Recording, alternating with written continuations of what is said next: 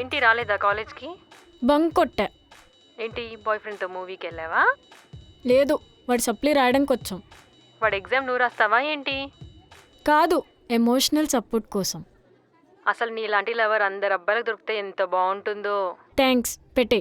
వసే ఇదొకటి. దేవుడా, వాడిని కష్టపడి ప్రిపేర్ చేపించా. అట్లీస్ట్ పాస్ అయినా చెప్పించు దేవుడా. నీకు 1000 కొబ్బరికాయలు కొడతా. ఏం రాస్తాడో ఏమో.